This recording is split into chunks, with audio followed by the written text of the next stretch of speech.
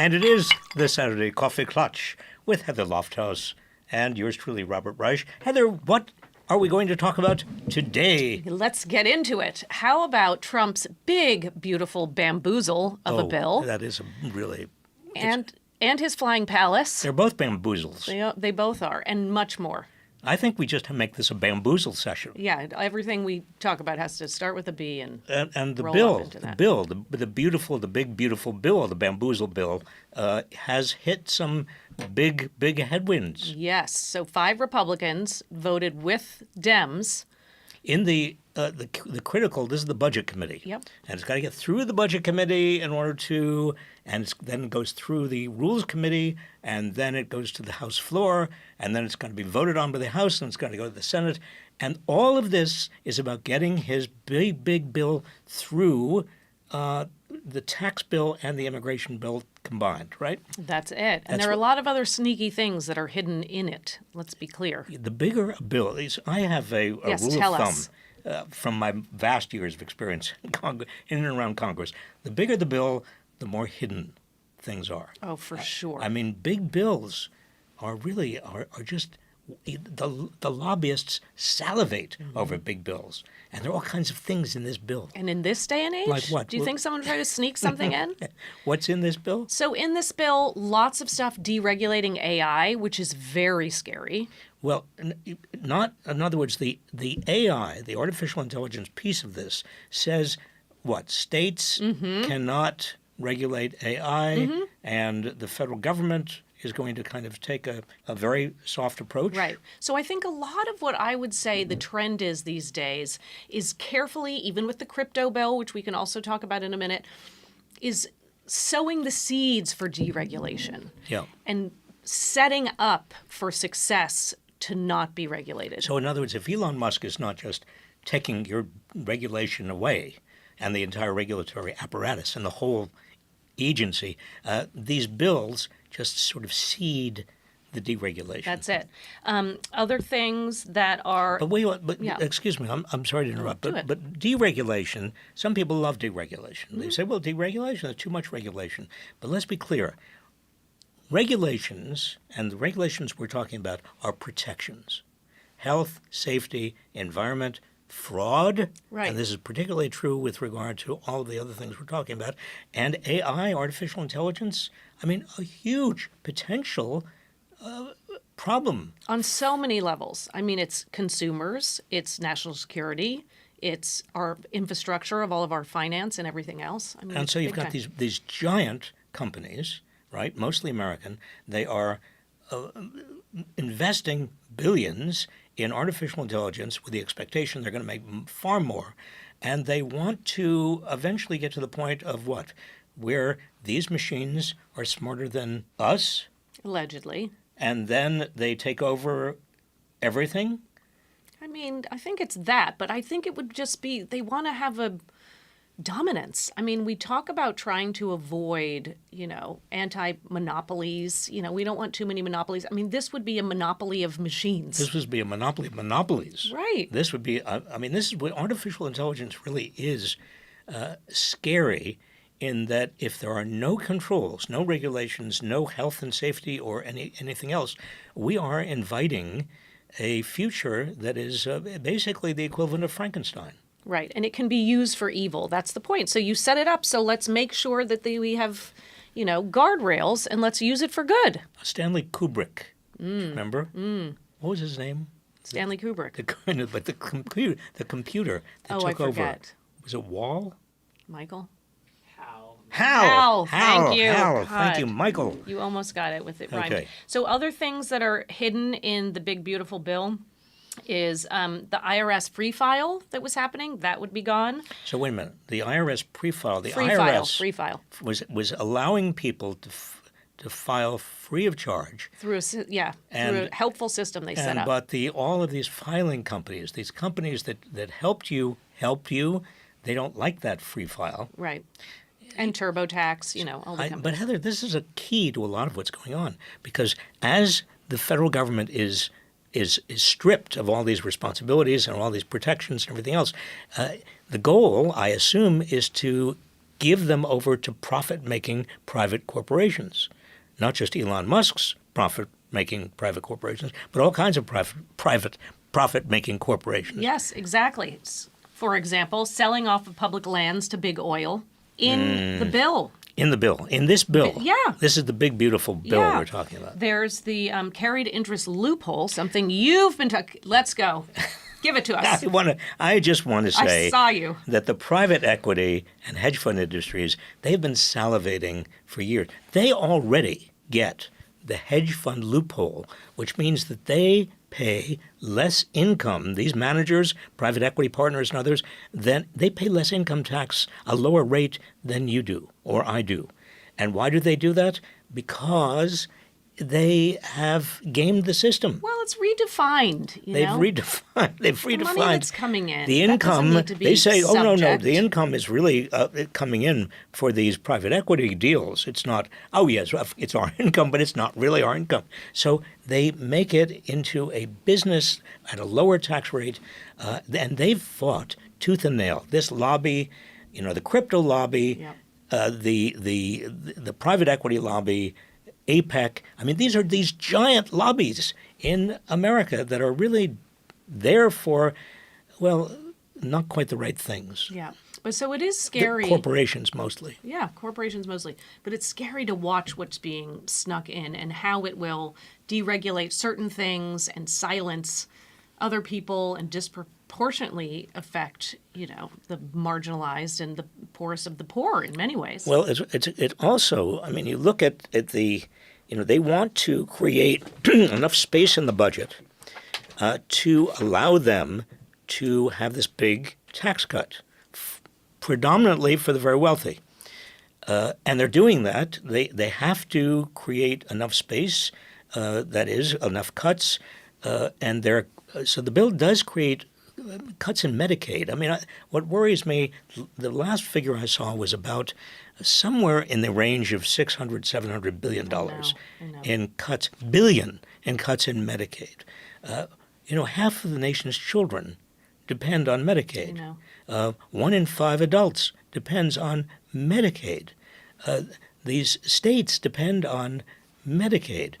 And what do you do if you're cutting Medicaid in order to give the wealthy a big tax cut?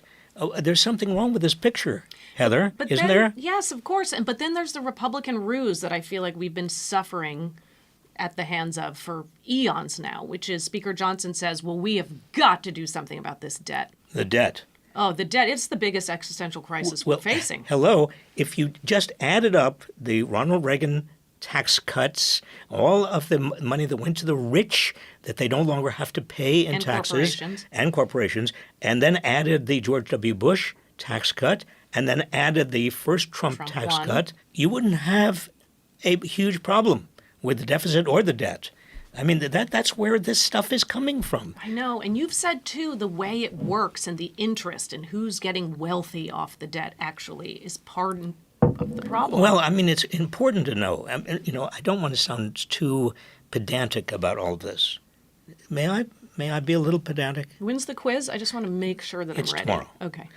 So you can study tonight. Okay, I'm taking notes. Okay. The wealthy Americans, as far back as Eisenhower, Dwight Eisenhower, President Eisenhower, they were paying a marginal tax rate under the Eisenhower administration of 92%.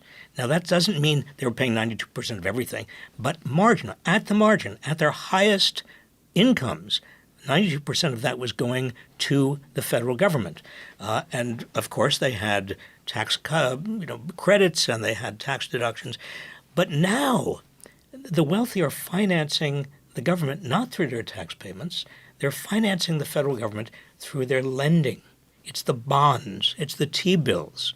And so you and I and almost everybody else, we are paying interest on the federal debt to largely the wealthy in this country. Now, there are foreigners, obviously, international debt holders, creditors, but it is, it's amazing, this switcheroo, from originally paying taxes if you're extraordinarily wealthy to now just lending the money Yeah. to the United States and collecting interest that we all pay. The combo of the bamboozle and the switcheroo. The bamboozle switcheroo. Is a That's what I lot. call it. It's the bamboozle on your quiz tomorrow. Yeah. Bamboozle Oh, I know. switcheroo. That's what I'm going to I'm ask. going to put that on 4A. Can we talk about the tariffs a little bit? Because I have whiplash from us going back. Well, we have them, but we don't have them, but we Talk do. about a bamboozle switcheroo. I know. I mean, Yeah. Heather. Yeah, I know.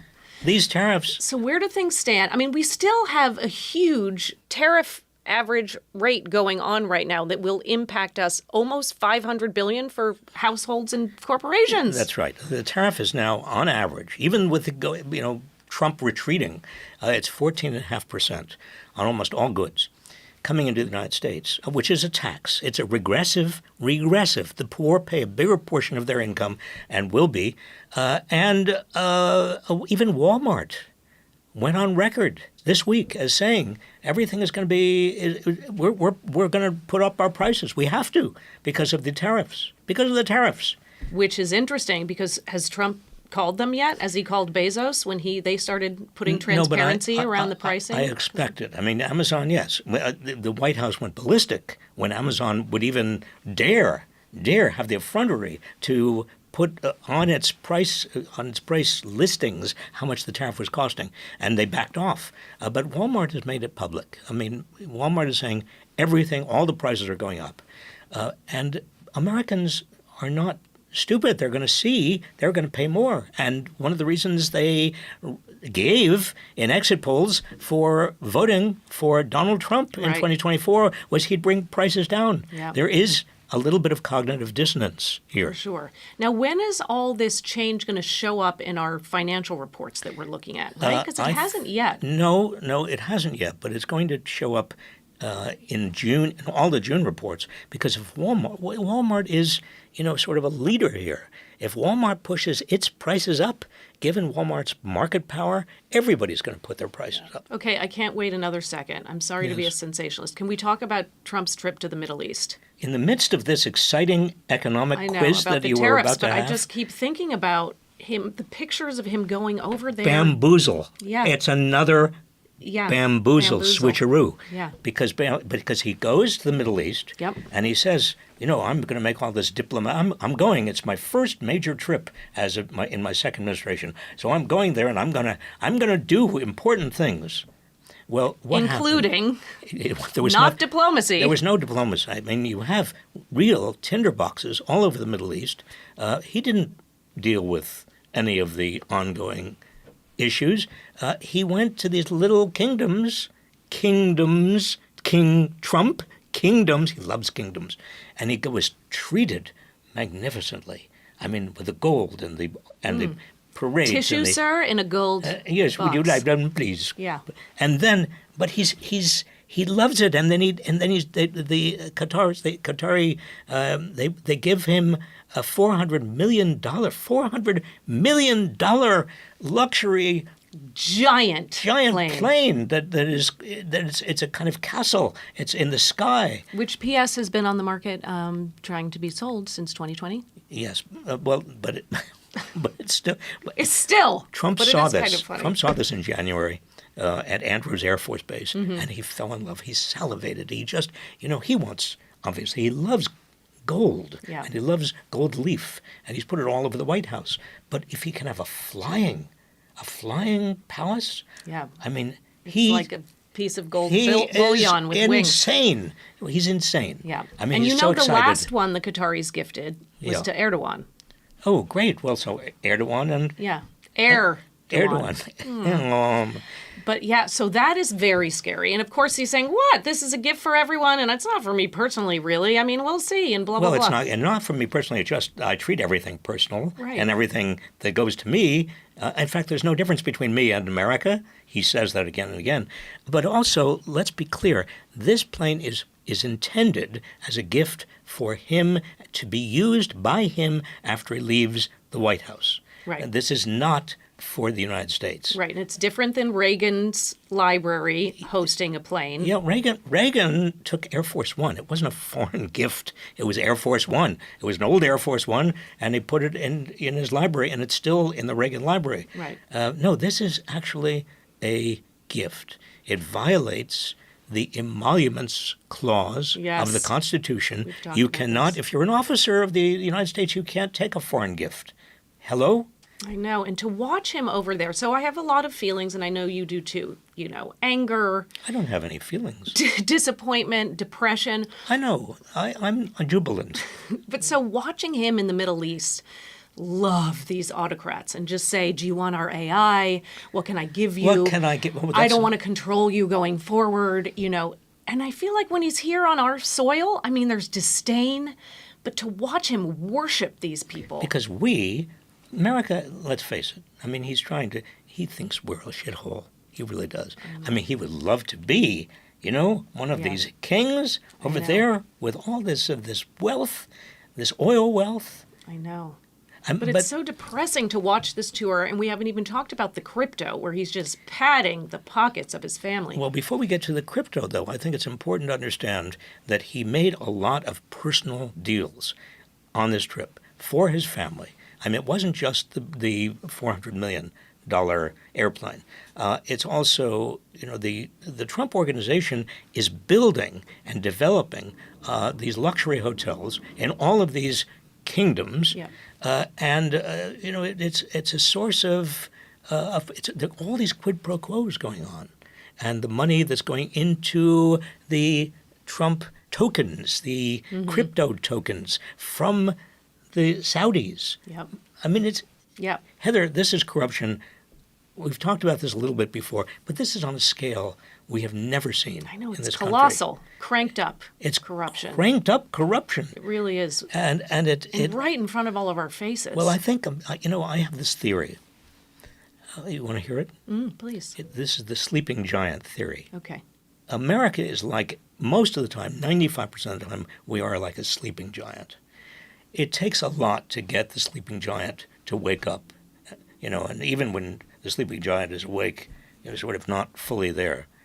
But to get the sleeping giant awake and incensed is a lot. It doesn't happen often, but I think when people see a $400 million basic bribery and all of these other bribes coming from foreign governments, and they see that Trump is giving the Saudis whatever they want. I mean, high-tech chips, these the AI chips. AI chips that are very. I mean, national security has been very careful to guard them, and he's giving them out, to the people like cards over there in the Middle East, and there are all kinds of relationships between the Saudis and the Chinese, and the United States, in other words, we are getting played as suckers in terms of Trump getting these big windfall bribes and paying off in terms of our national security. But back to the giant. So Yes. is the giant waking up, I think then what happens? I think the giant,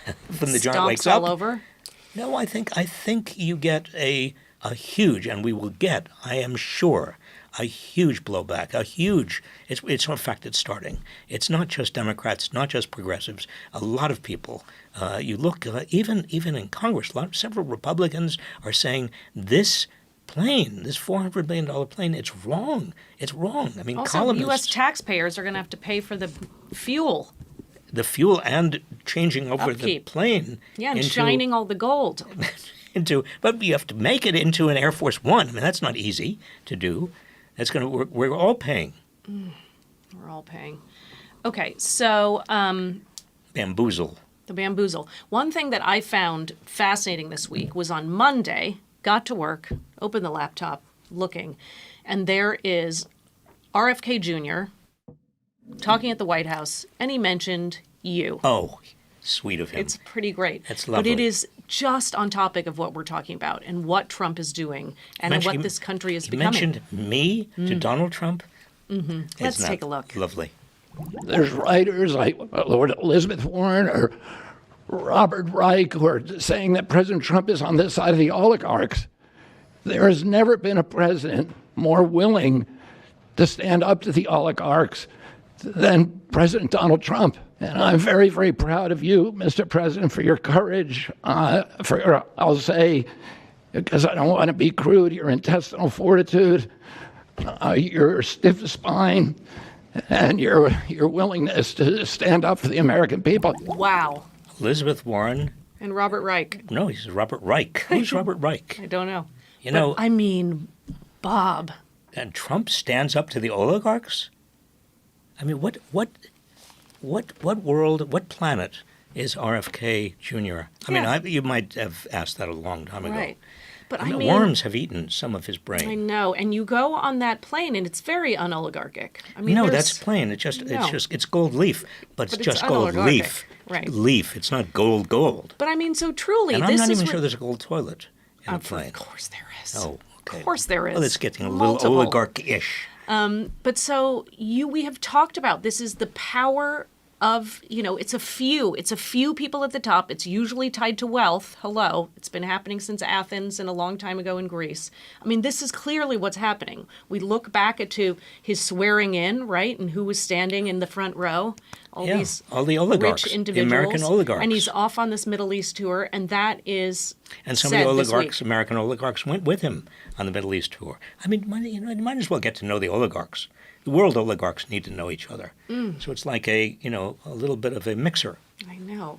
Your sarcasm today is great because it's usually me who's sarcastic. I'm feeling great I'm about just, this. you get to a level of outrage, Yeah. and then I'm sorry, I do get a little bit I know. sarcastic. But Okay, but we are doing, so a couple things are being done. There's the Genius Act that's coming through, the Stable Genius Act, which has to do with crypto. And it is problematic, but people are fighting it, right? Bernie Sanders is out there fighting it. This act basically says, big tech, you go ahead and issue currency or be in charge of currency. or Trump, you have stable coins. Yeah. You have the Trump coins. You've got your Liberty, Financial thing. Great. Foreigners, the Saudis can invest in it. What a wonderful So not only vehicle. so it green lights a whole bunch of things, but then also it doesn't include any provisions around the Trump family benefiting from it all, as Right. though the bill isn't a stable genius bill, the genius bill. Well, it is designed to allow the oligarchy to make even more money, Yep. and without accountability. And remember, just follow the money, Heather. This is the crypto industry put a huge amount of money into Republican coffers, but also into some Democratic Senate The crypto coffers. lobby is no joke. The crypto lobby, they've made a lot of money through crypto. What do? When you make a lot of money through whatever you've made a lot of money through, you then use it for entrenching your power. And that's why you had a number of Democratic senators supporting this rotten bill. Okay, so we'll have to see what happens with that. In terms of the silencing, you wrote about this on Substack. I always love to read your Substacks. Thank you. Thank you. There are a lot of them. Well, I just like to write. I know. And I do. I think we like to hear from you, so I appreciate it. But so in terms of the silencing that's been happening, and also just the intimidating, one story I was following this week is about this Russian scientist named Petrova, Ksenia Petrova. And she was worked in a lab at Harvard, and she was here on all the proper visas as a student researcher. And she went to France and came back, and she had frog embryos in her pocket or hoodie, something. Well, you should not carry frog embryos in your pockets. I mean, it's not done, Right, but so especially if you're a Russian. Right, well, so she did this, right? And she, normally when this happens and someone finds some kind of, I don't know what, biological contraband, I don't know what you call embryos technically, but slap on the wrist, you can't have that, you pay a fee. But instead, it's been incredible to watch what has happened to this poor woman. So they changed her visa status, and then they took her to a detention center, and then they moved her around, and then she has had a hearing, and then the people have been changing all around her, and now there are criminal charges. And it is Kafkaesque because she fears going back to Russia that she will be signaled out and murdered. Well, in fact, she was given a visa in part because of her fears Yeah. about Russia. And she is also a very, very valuable researcher. Oh, it's their research is incredibly important around cancer and other things. They go into cells in a way that we can't with a normal microscope. This is a story that is not only a story about silencing and intimidation, it's also a larger story about us losing brains around. There has been a brain drain into the United States of students and professors, and now these people are leaving, or they're not even coming here anymore. It's so sad. It's the breakdown of science. I mean, we're watching it. It's all these departments, all these even though RFK Jr. says no scientists have gone anywhere. It is unbelievable. America was, I mean, what we have given to the scientific endeavor and to medicine and to all of it, and to watch, who was it? Oh, it was in France the other day, where they had bring science. We welcome science. I mean, literally, people are like, sorry, suckers, come over here. And they are. They are. I mean, I have talked to potential international students and international professors here at Berkeley, coming to Berkeley, and they're saying, no, we don't want to come anymore, or we're leaving. Right. We don't feel safe. And in fact, I was just talking to somebody 2 days ago, the day before yesterday, a professor who said he's always looking over his shoulder. Yeah. He doesn't want to live like this. He's leaving. This is silencing, yes, because they are afraid to make any criticisms, but also, as in the case of Petrova, it's a loss for us of intelligence. It really is. And it's no matter how much you want to build up the American economy or make America great again, you're making America poor again. You're reducing the capacity of this country to invent if all these wonderful, brilliant people around the world are not coming here. I know, and it's making us start from ground zero again, and it's making us, infectious again. To get rid of all this stuff in the NIH and the CDC and all the research, science is iterative. You build. You can't lily pad across the pond if you remove half the lily pads. That's actually true. true. Yeah. And the National Institutes of Health and the National Academy of Science, all of the scientists, the money that these funds have had to, in turn, make sure that scientists in this country and in our universities have the research capacities that they've had. Our great research universities have been the seed corn for all kinds of things, every major invention. And why are we doing it? Why are we eating our seed corn? Why are we doing this? Again, I don't think most of the public knows. Back to my sleeping giant.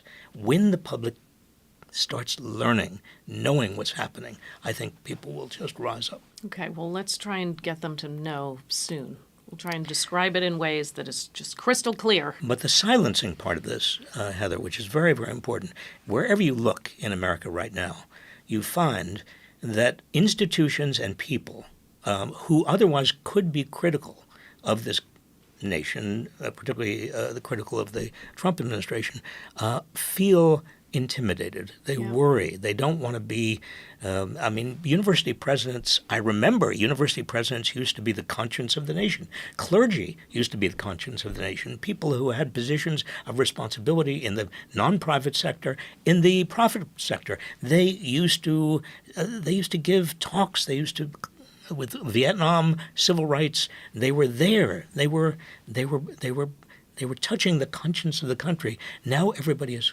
afraid. I know. Everybody is afraid. You saw that Dr. Khan Suri, who was at Georgetown, he was released this week, so that was a win of sorts. But the courts... I mean, the courts, yes. Yeah. So the courts, I feel like, have really been... They're still an obstacle for Trump. Not the best, not perfect, but I'm holding on to this concept. Well, exactly. I mean, the Republicans in Congress and too many Democrats are willing to just pretend that they're dead. Yeah.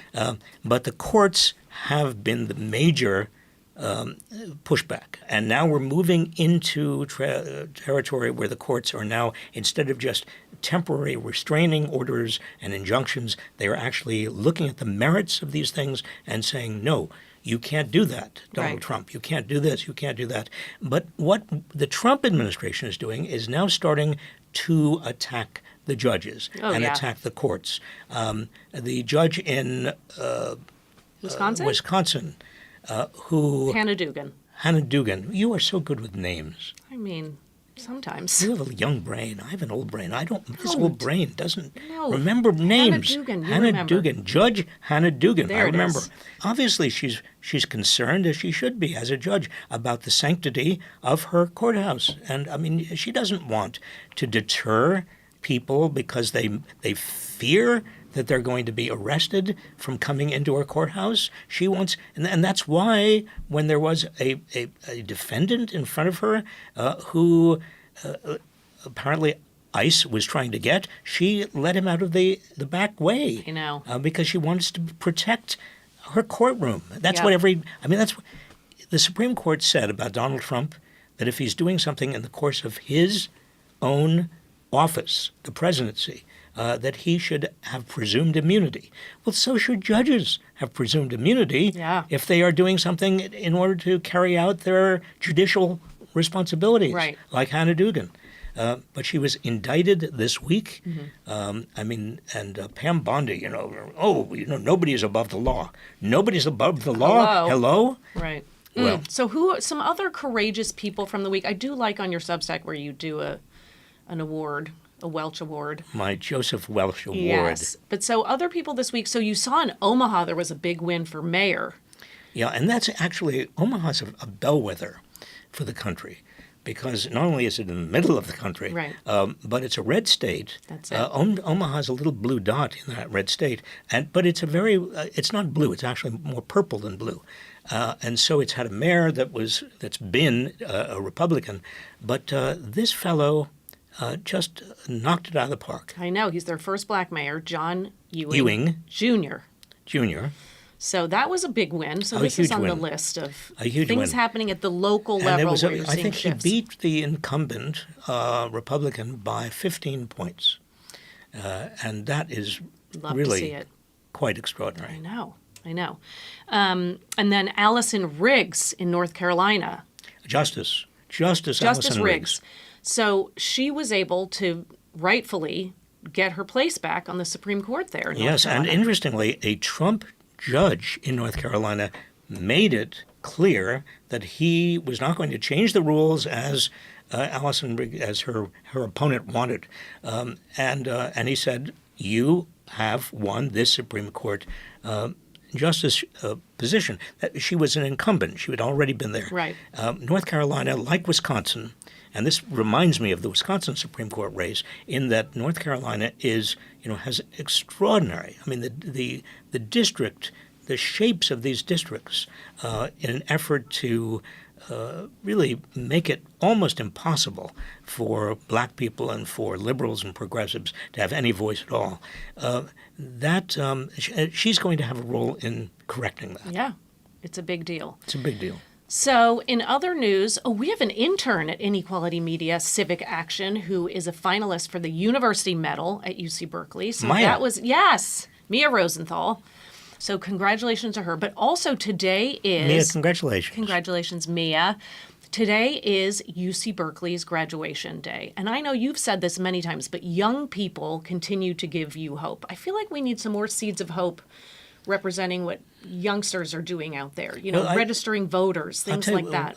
I say this very often. I mean, what has kept me as hopeful but also as young as I am? Yeah. I'm 120. I don't No. look it, do I? No. And what's kept me so young is these young people. I was meeting with some of my students, I think sometime last week for lunch, and we got up and I saw our reflection in the window of the restaurant as we were leaving on the sidewalk, and for a minute I said to myself, who's that little old man in the midst of my students? Because I feel for a moment like I'm one of them, like I'm not one of them, but I'm their age. Well, I have that, not in those same terms, little old man, but I do think, You look young.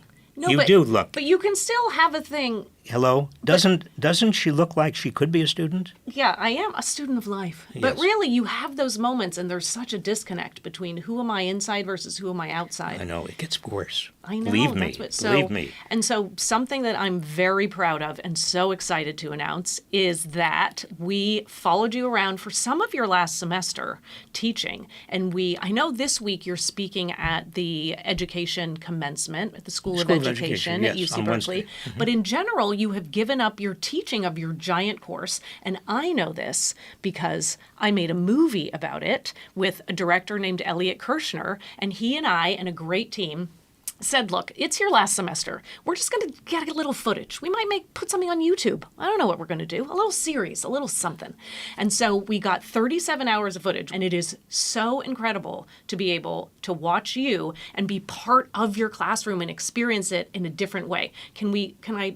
You know, I haven't seen this I know. documentary. I'm a little bit scared. I'm a little bit anxious to see I it. understand that feeling, but I am a little bit excited because I have seen it and it's wonderful and you're so candid in it. But let's take a look at the trailer and then we can talk about it after that. Okay. My name is Robert Reich. This is Wealth and Poverty. What we are going to be talking about is happening now. I've been a teacher for 42 years. 1, 2, 3. I'm beginning my last semester. I've done a lot of other things. That's when we got the minimum wage increase through a Republican-controlled Congress. I was economic advisor to Barack Obama. I was Secretary of Labor. But I've always come back to teaching, and I can't imagine not doing it. I still feel that excitement, that energy.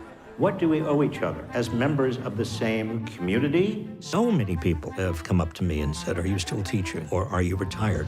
And I resist the urge to punch them in the nose. One of the best ways of learning is to discuss something with somebody who disagrees with you. Can I do what I love to do as well as I should be doing it? The wealth is held by the richest 400 Americans. You get the picture. We have to all engage their curiosity. Democracy is not a spectator sport. It's active. You can't reach their intellect if you don't reach their emotions. I began to see bullying all around. Economic bullying, racial bullying, the bullying of anybody who's different. If there are enough people who feel bullied, they begin to have power. For them, it's not ending, it's beginning. And this is the connection between teachers and students. It's about the passage of time. This is our final class. You've made it. And at a deeper level, the arc of one's life. A true leader helps people overcome cynicism. I believe in your capacities. I believe in your commitment. I believe in you. It's going to be a wild ride. Thank you for joining me.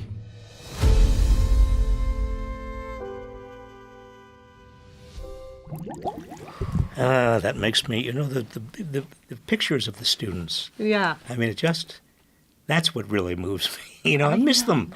I miss them. I miss Bet you seeing do. them. And their faces, it's so gorgeous. And the seas of them and the close-ups. You have no idea. I mean, maybe you do because you made this movie. Oh, you're teary, But I'm a Bob. little bit because I've just missed those I kids. know. But you they're know, graduating today. So happy Yeah. graduation. Go out and get it. Happy graduation, all of you guys. I mean, really, you did it. You did it. And you use your degrees and degrees from the best public university in the world. Use them for the good of humanity. You know, use them to make this country and this world better. You know, Sam, my son, Right? emailed me yesterday. He said he had seen the trailer, just saw the trailer, and he said it was very moving. Oh, that's so sweet. And Sam, you know, Yeah, and it did you dropped say, out. I haven't seen the trailer? Yeah, haven't great. seen Great it. response. Anyway, thank you for this movie, and thank you for everything you do. Of course. Well, so we so enjoyed making it because we get to say, I mean, there's so many important points, and it really is nonpartisan. I mean, so much of it is about your pedagogy and how you see the classroom, and that's one thing which I think is helpful, and I think teachers will like it. But also, I think these ideas, the themes in it, protecting dissenting voices. Well, you say it's nonpartisan. And it is, in the old way we used to think about partisanship, Democratic or Republican. But when we are fighting for democracy in the face of overt fascism, it is, I'm proud to say, it is on the side of democracy. Education and democracy are two sides of the same coin. You know, but tyrants, what they love is ignorance. Ignorance is the handmaiden of tyranny. I know. And what I'm excited is to try and get this into different people's eyeballs and screens, and try and use a new way to distribute where we can actually get individuals to bring this film into their local theaters. How can they do that? Oh, it's a long story. But basically, you go to a website, you'd be shocked to know, and you say, I want this movie, and it's kind of like a Kickstarter and a Netflix had a baby, and you bring it to your local theater. So we will be announcing more, and if you want to know more, you can sign up at thelastclassfilm.com. Thelastclassfilm.com. So, but I am so excited to have people see all the student faces, if nothing else. It is so moving to see them. I'm still a little shaky. Thank you. Oh, thank you. Thank you, Bob. Heather. Are you kidding? On behalf of all the students and all of us. And thank all of you. Michael, thank you. Michael. And we will see all of you next week.